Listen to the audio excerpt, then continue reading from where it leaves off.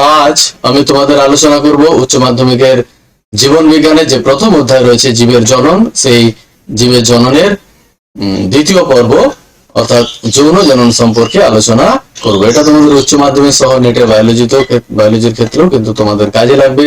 তোমরা এটাকে অবশ্যই ভালোভাবে কিন্তু দেখে নেবে। চলো আমরা বিষয়ে আলোচনায় চলে যাই।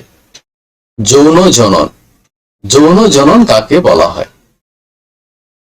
এখানে তোমরা একটা ছবি দেখতে পাচ্ছ, স্ত্রী এবং পুরুষ দুটো ছবি রয়েছে। মানুষের ক্ষেত্রে, স্ত্রীদের ক্ষেত্রে মিওসিস পদ্ধতিতে জনন কোষ উৎপন্ন হয়, তার নাম হচ্ছে ডিম্বাণু বা স্ত্রী গ্যামেট বলি।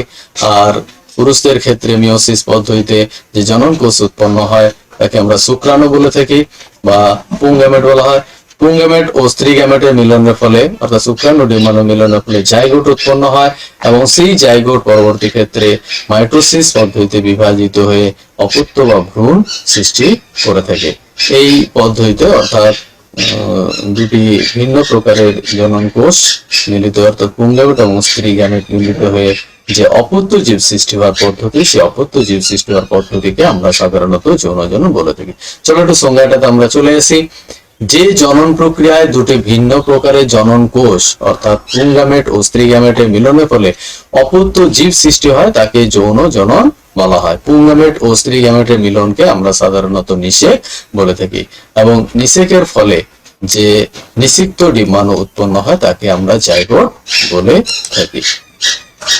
এই যৌন জনন কাদের ক্ষেত্রে দেখা যায়? উন্নত উদ্ভিদ এবং প্রাণীদের মধ্যে দেখতে পাওয়া যায়। গরু, ছাগল, মানুষ, মাছ, ব্যাঙ, সাপ প্রভৃতি এবং সপুষ্পক যে সমস্ত উদ্ভিদ রয়েছে তাদের ক্ষেত্রে আমরা দেখতে পাই। তবে নিম্ন শ্রেণীর উদ্ভিদের ক্ষেত্রেও কিন্তু বা প্রাণীদের ক্ষেত্রেও কিন্তু এগুলো দেখা যায়। যৌন জননের একক। যৌন জননের একক হলো জনন কোষ অর্থাৎ গ্যামেট। পুং জননতন্ত্রের একক হলো পুং গ্যামেট বা শুক্রাণু এবং স্ত্রী জননতন্ত্রের একক হলো স্ত্রী গ্যামেট বা ডিম্বাণু। এরূপ দুটি হ্যাপ্লয়েড গ্যামেটের মিলনের ফলে কি উৎপন্ন হয়? জাইগোট উৎপন্ন হয়। এই জাইগোটকে আমরা সাধারণত উস্পোর বলে থাকি এবং এই জাইগোট পরবর্তী ক্ষেত্রে বিভাজিত হয়ে নতুন অপত্য জীব সৃষ্টি করে থাকে। যৌন জননের প্রকার ভেদ।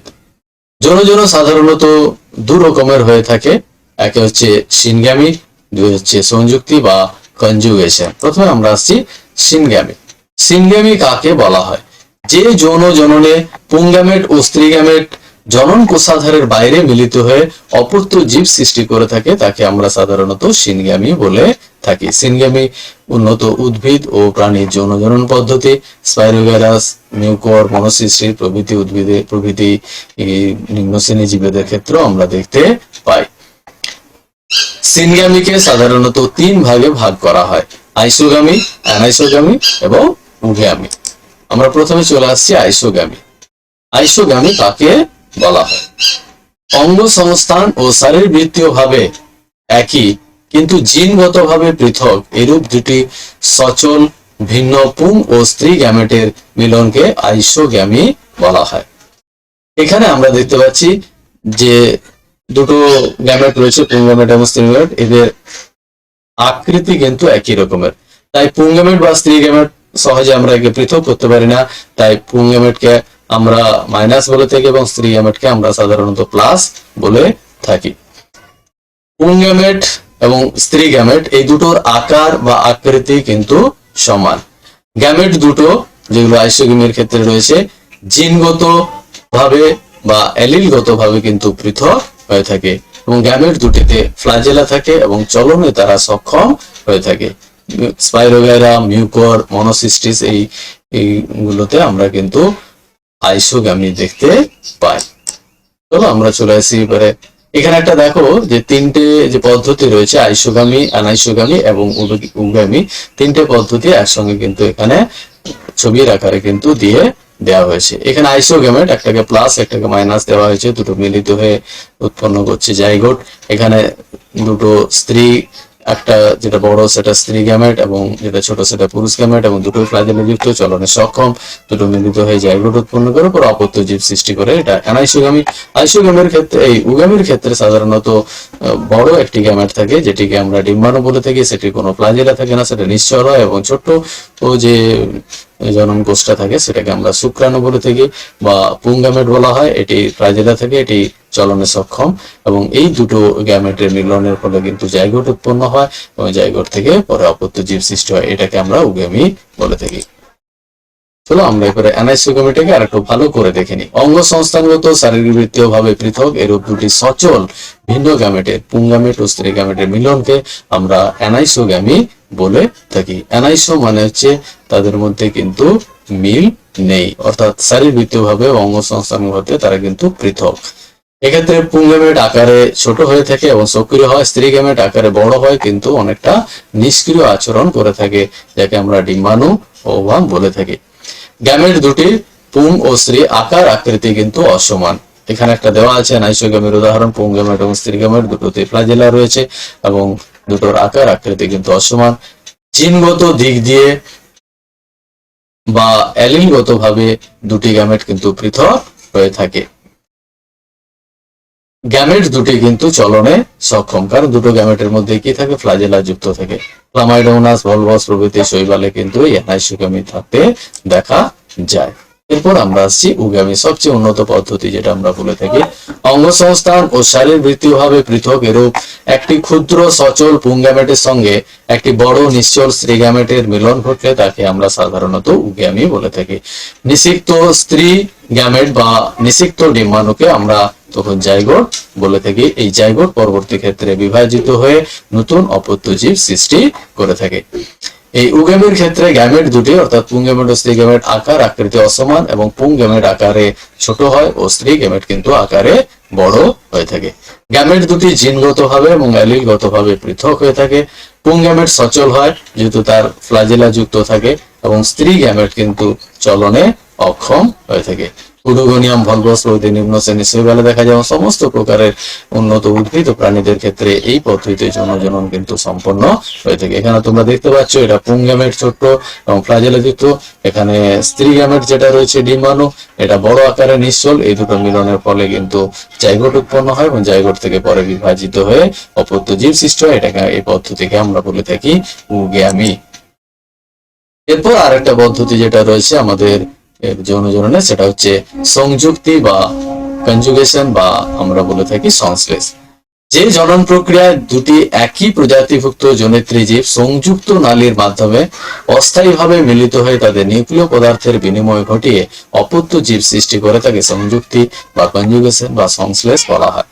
সংযুক্তির ফলে উৎপন্ন ডিপ্লয়েড কোষটিকে আমরা জাইগোস্পোর বলে থাকি এবং এই জাইগোস্পোর পরে বিভাজিত হয়ে বা অঙ্কুরিত হয়ে নতুন অপত্য জীব সৃষ্টি করে থাকে। স্পাইরোগাইরা নামক শৈবালে, প্যারামেসিয়াম নামক প্রোটোজোয়াতে আমরা এইগুলো দেখতে পাই। ইউলোথ্রিক্স নামক শৈবালও আমরা কিন্তু দেখতে পাই, যেটা হচ্ছে সূত্রাকার শৈবালগুলোতে আমরা এটা দেখতে পাই। ব্যাকটেরিয়াতেও কিন্তু কনজুগেশন বা সংশ্লেষ দেখতে পাওয়া যায়। এই সংশ্লেষ বা সংযুক্তি যে পদ্ধতি রয়েছে সেই পদ্ধতি কিভাবে সম্পন্ন হয়ে থাকে দেখো। এখানে দুটি জীবের দেহকোষ পাশাপাশি প্রথমে অবস্থান করে থাকে এবং দুটো জীব পরস্পরের একটি সংযুক্ত নালী তৈরি করে পরস্পরে অস্থায়ীভাবে কিন্তু যুক্ত হয়ে থাকে। এখানে দেখতে পাচ্ছ এটি সংযুক্ত নালী তৈরি করেছে, দুটো একটি টিউবের মতো আকৃতি তৈরি করে থাকে। ব্যাকটেরিয়ার ক্ষেত্রে আরো ভালো ওটা বোঝা যায়। ওই নালী দিয়ে একটি কোষের সম্পূর্ণ নিউক্লিয় পদার্থ অপর একটি কোষে প্রবেশ করে অপর কোষের নিউক্লিয় পদার্থের সঙ্গে মিলিত হয়। দুটি কোষের নিউক্লিয় পদার্থ মিলিত হয়ে যে ডিপ্লয়েড কোষটি উৎপন্ন হয় তাকে এই পদ্ধতিতে আমরা জাইগোস্পোর বলে থাকি। এখানে তোমরা ছবিতে দেখতে পাচ্ছ যে স্পাইরোগাইরার যে কনজুগেশনটা দেওয়া আছে, এটা একটা স্পাইরোগাইরার কনজুগেশন দেওয়া আছে শৈবালের। তো এখানে দেখতে পাচ্ছ গ্যামেটের মিলন হয়েছে, জনন কোষাধার দুটোর মিলন হয়েছে, নিউক্লিয় পদার্থের বিনিময় ঘটেছে এবং তারপর একটি যে ডিপ্লয়েড কোষটি উৎপন্ন করেছে সেটি জাইগোস্পোর। এই জাইগোস্পোর পরবর্তী ক্ষেত্রে বিভাজিত হয়ে নতুন অপত্য জীব সৃষ্টি করে থাকে। এরপর আমরা আসছি নিষেক।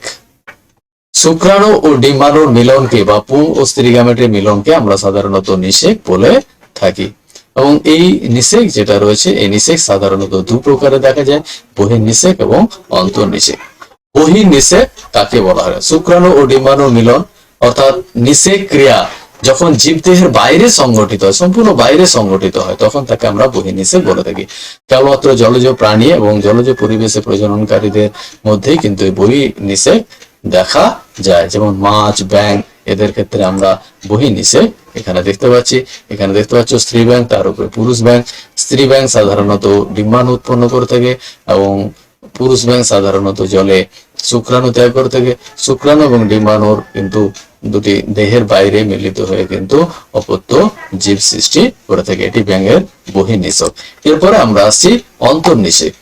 শুক্রাণু ও ডিম্বাণুর মিলন অর্থাৎ নিষেক ক্রিয়া যখন জীবদেহের অভ্যন্তরে সংগঠিত হয়, তখন তাকে অন্তর্নিষেক বলে।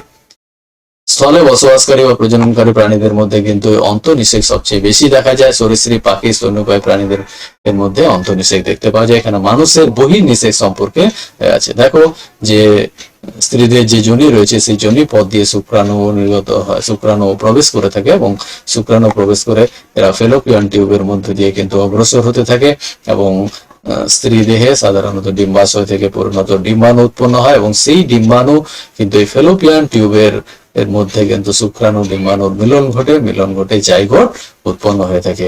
অর্থাৎ এটি সম্পূর্ণ স্ত্রী দেহের অভ্যন্তরে কিন্তু নিষেকটা সম্পন্ন হয়। তাই এটাকে আমরা সাধারণত বলে থাকি এখানে অন্তর্নিষেক। এরপর আমরা আসছি যৌন জননের গুরুত্ব, অর্থাৎ যৌন জননের কি গুরুত্ব রয়েছে। বংশগত গুণাবলী বজায়, যৌন জননের মধ্যে পিতামাতার বৈশিষ্ট্যগুলি যেগুলি রয়েছে সেগুলি সন্তান সন্ততির মধ্যে কিন্তু সঞ্চারিত হয় এবং পুরুষানুক্রমে বংশের ধারা বজায় থেকে থাকে। নতুন পরিবেশে অভিযোজন, যৌন জননের ফলে পিতামাতার যে বিভিন্ন চারিত্রিক গুণাবলীগুলো যেগুলো রয়েছে সেগুলো সন্তান সন্ততির মধ্যে সঞ্চারিত হয় এবং কিছু নতুন বৈশিষ্ট্যের কিন্তু আবির্ভাব ঘটে থাকে, ফলে সহজেই কিন্তু নতুন পরিবেশে নিজেদের খাপ খাইয়ে নিতে পারে। অভিব্যক্তি অবিভক্ত, এই জননের ফলে নতুন নতুন বৈশিষ্ট্য সম্পন্ন অপত্য জীবের উদ্ভব হয়, যা জীবের অভিব্যক্তি বা বিবর্তন করতে সাহায্য করে থাকে। প্রতিকূল পরিবেশে বেঁচে থাকা, যৌন জননের মাধ্যমে যে সমস্ত জীব বংশবিস্তার করে তাদের কিছু সংখ্যক প্রতিনিধি যে কোনো রকম প্রতিকূল পরিবেশে নিজেদের পুনরায় বংশ বিস্তার করতে কিন্তু সক্ষম, অর্থাৎ এদের মধ্যে নতুন নতুন বৈশিষ্ট্য থাকে, তাই তারা প্রতিকূল পরিবেশে নিজেদের কিন্তু টিকিয়ে রাখতে সক্ষম হয়। প্রকরণ, এই জননের ফলে কিন্তু অপত্য জীবে কি হয়, নতুন বৈশিষ্ট্যের সমাবেশ ঘটে থাকে। এই নতুন বৈশিষ্ট্য সমাবেশের ফলে জীবে কিন্তু ভেদ বা প্রকরণ দেখা যায়, যেগুলো পরবর্তী ক্ষেত্রে জীবের ক্রমবিকাশ বা অভিব্যক্তিতে সাহায্য করে থাকে। যৌনক্রম, যৌন জননের ফলে জীবের কিন্তু জীবন চক্রে লিঙ্গধর বা হ্যাপ্লয়েড যৌন এবং রেণুধর বা ডিপ্লয়েড যৌন পর্যায়ক্রমে কিন্তু আবর্তন ঘটে থাকে, অর্থাৎ যৌনক্রম বা অল্টারনেশন অফ জেনারেশন কিন্তু ঘটতে দেখা যায়। এরপর আমরা আসছি যৌন জননের সুবিধা। যৌন জননের প্রধান সুবিধা হচ্ছে কি, এই জনন সাধারণত উন্নত জীবদেহে বেশি দেখা যায়। পিতামাতা উভয় চারিত্রিক বৈশিষ্ট্য সন্তান সন্ততির দেহে কিন্তু সঞ্চারিত হয় বা প্রকাশিত হয়ে থাকে। যৌন জননে উৎপন্ন অপত্য জীবগুলিতে নতুন নতুন বৈশিষ্ট্যের আবির্ভাব কিন্তু ঘটে থাকে। নতুন বৈশিষ্ট্যগুলি আসার ফলে প্রতিকূল পরিবেশে জীবগুলি নিজেদের টিকিয়ে রাখতে কিন্তু সক্ষম হয়। এই জননের ফলে নতুন বৈশিষ্ট্য আসে, ফলে জীবদের ভেদ বা প্রকরণ দেখা যায় এবং ভেদ বা প্রকরণগুলি জীবের অভিব্যক্তি বা বিবর্তনে কিন্তু সাহায্য করে থাকে। যৌন জনন জীবের নতুন প্রজাতির উৎপত্তিতে কিন্তু সাহায্য করে থাকে। এরপর আমরা আসি যৌন জননের অসুবিধা। যৌন জননে বংশ বিস্তারের জন্য কিন্তু তুলনামূলকভাবে অন্যান্য যে জননগুলো রয়েছে তাদের থেকে কিন্তু সময় অনেক বেশি লাগে এবং এখানে গ্যামেটের অপচয় বেশি ঘটে থাকে এবং এই জনন সম্পন্ন করতে হলে অবশ্যই পুং ও স্ত্রী দুটি পৃথক জীবের কিন্তু প্রয়োজন হয়ে থাকে। এই জননের সাফল্যতা কিন্তু অনেক ক্ষেত্রেই কিন্তু অনিশ্চিত, অর্থাৎ সুনিশ্চিত কিন্তু হয় না। এতে উৎপন্ন অপত্য জীবের সংখ্যা কিন্তু অন্যান্য জননের তুলনায় কিন্তু অনেক কম হয়ে থাকে। যৌন অযৌন জনন এবং যৌন জননের মধ্যে পার্থক্য। বৈশিষ্ট্যের দিক দিয়ে আমরা আছি প্রথম, জনিত্রী জীবের সংখ্যা। অযৌন জনিত্রী জীবের সংখ্যা কিন্তু একটা।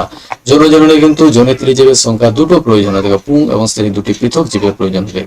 গ্যামেট উৎপাদন, অযৌন জননে গ্যামেট উৎপাদনের প্রয়োজন হয় না, এখানে কিন্তু যৌন জননে পুং ও স্ত্রী গ্যামেট উৎপাদনের প্রয়োজন হয়। মাইটোসিস ও মিওসিসের উপর নির্ভরতা, অযৌন জননে প্রধানত মাইটোসিস কোষ বিভাজনের উপর নির্ভরশীল, তবে রেণু উৎপাদনের সময় মাইটোসিস মিওসিস বিভাজন উভয়ই লাগে। এখানে কিন্তু সাধারণত এই জনন প্রক্রিয়ায় কিন্তু জনন কোষ উৎপন্ন হওয়ার সময় কিন্তু মিওসিস কোষ বিভাজনের উপর সম্পূর্ণ নির্ভরশীল, তবে জাইগোট থেকে যখন জীব উৎপন্ন হয় তখন কিন্তু মাইটোসিস বিভাজনের উপর এটা নির্ভরশীল।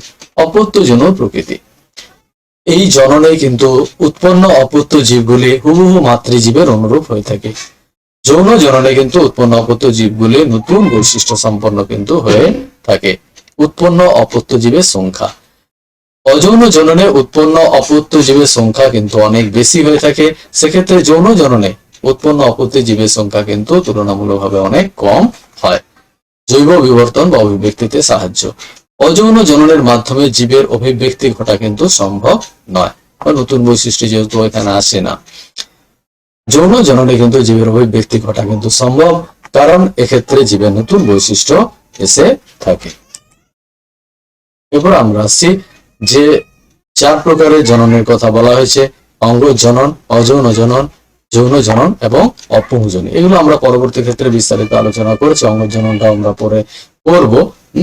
যে জনন পদ্ধতিতে জীবদেহের কোনো অঙ্গ বা অঙ্গের অংশ জনিত্রী দেহ থেকে বিচ্ছিন্ন হয়ে অপত্য জীব সৃষ্টি করে তাকে অঙ্গজনন বলা হয়। গোলাপ, জবা, পাথরকুচি, আদা, আলু প্রভৃতি গাছে এগুলো দেখতে পাওয়া যায়। অযৌন জনন আমরা আগেই বলেছি, যে জনন প্রক্রিয়ায় গ্যামেট উৎপাদন ছাড়াই রেণু উৎপাদনের মাধ্যমে বা কোষ বিভাজনের মাধ্যমে অপত্য জীব সৃষ্টি হয় তাকে অযৌন জনন বলা হয়ে থাকে। মিউকর, অ্যাগারিকাস প্রভৃতি উদ্ভিদ, অ্যামিবা, হাইড্রা প্রভৃতি প্রাণীতে দেখতে পাওয়া যায়। যৌন জনন, যে জনন প্রক্রিয়া দুটি ভিন্ন ধর্মী গ্যামেট বা জনন কোষের মিলনের ফলে অপত্য জীব সৃষ্টি হয় তাকে যৌন জনন বলে। এই জনন প্রক্রিয়া সাধারণত উন্নত উদ্ভিদ ও প্রাণীদেহে কিন্তু দেখতে পাওয়া যায়। অপুংজনী, যে জনন প্রক্রিয়ায় নিষেক ছাড়াই অনিষিক্ত ডিম্বাণু থেকে সরাসরি অপত্য জীব সৃষ্টি হয় তাকে আমরা অপুংজনী বা পার্থেনোজেনেসিস বলে থাকি। বোলতা, মৌমাছি, পিঁপড়ে প্রভৃতি প্রাণীতে, মিউকর, স্পাইরোগাইরা প্রভৃতি উদ্ভিদে কিন্তু এই প্রকারের জনন দেখতে পাওয়া যায়। তোমাদের যৌন জননের যে দ্বিতীয় পর্বটা ছিল সেটা এখানে শেষ করলাম। পরবর্তী আমরা আবার অন্য ভিডিও নিয়ে আসবো। তো অঙ্গ জননের যে আলোচনা রয়েছে সেগুলো আমরা কিন্তু পরবর্তী ক্ষেত্রে আমাদের ভিডিওতে আলোচনা করব।